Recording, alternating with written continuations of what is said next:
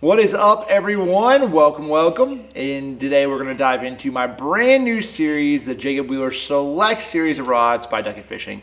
Each of these rods was hand selected the actions for perfection of what I needed to do my job. If you've been around the channel at all, you've seen the Jacob Wheeler Select Series or the Jacob Wheeler Original Series that's been sold a lot of different places, of course, Academy. And man, it's been really well received. Won a lot of money on those rods, and it's been great. But there was time to step things up a little bit, and so this is a little bit of a different price point, being in that mid 200s range. I wanted rods and actions that supported my original series, but then a higher modulus blanks, some different vibe, different feel, and that's exactly what we did with the Select Series. So we're gonna dive into each one. So we'll dive into it right now. Let's do it. Okay, so the next rod that we're going to talk about in this series is the brand new 7.3 medium crankbait rod. This rod right here, I call it a medium plus. They wouldn't let me call it a medium plus because this is the thing. I like a medium cranking rod for certain things, and in certain applications, I want a little bit heavier backbone rod, right? One I can throw square bills on, one I can throw bigger crankbaits, like a 2.5 size, like a bigger medium-sized crankbait. Or when I have bigger gauge hooks, like I'm wanting to throw like hybrid trebles, or like a OG Slim has come stock with like number 3 short shank VMC hybrids.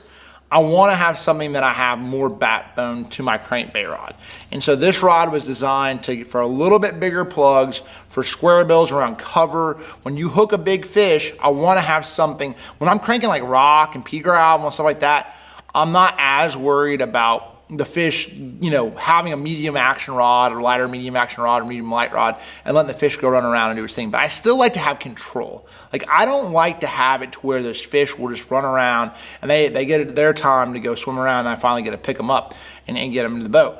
I want to control the fish, know what's going on, have the right hook, and typically I'll throw a little bit thicker gauge wire hook, which allows me to penetrate a little bit better with this action rod, meaning being a medium plus.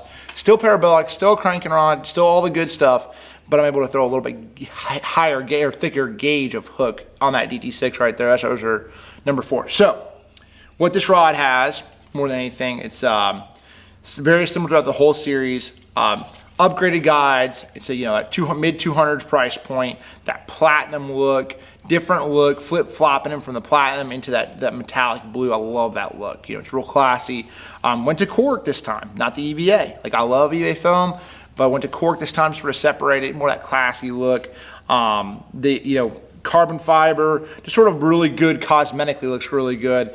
And then the addition thing that I did here is I don't like my hook hangers being like on the back or real raised or something. I want something real clean, real small. That little hook hanger right there is perfect to ultimately just get that bait and crankbait right there. I do put it on my reel, which people give me stuff all the time. Mark, you can't do that. And other people are like, no, you can't, it's not good, but I've gotten used to it. So that's sort of the big thing there. Day in and day out, to me, 50% of the time I'm cranking with this rod, and 50% of the time I'm cranking with some of my other cranking rods in my other series.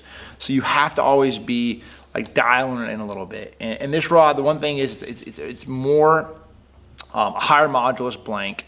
It has more of that better feel. So if you have a problem with feeling your crankbait and cranking down rocks or cranking over stumps and wood, you need something that's sensitive to really be able to feel when your line's about to hit, so when it's hitting something, because what happens is your line actually will hit your line will hit first. So as your crankbait is running, like a lot of times my line's up the log, right? I can feel my line just barely rubbing on that log, right? And then that crankbait comes up, and that's when I slow down. Let him flip back up, crank right over it. So that's a big deal. Walking it over those pieces of cover is really important. And that was sort of one of the reasons I designed this rod, was to be able to feel what was going on under the water while I was throwing those crankbaits, and be able to be more efficient and generate more bites. So the 7.3 medium cranking rod from the Select Series, that's him. If you're looking for a new crankbait rod, check him out. He's pretty awesome.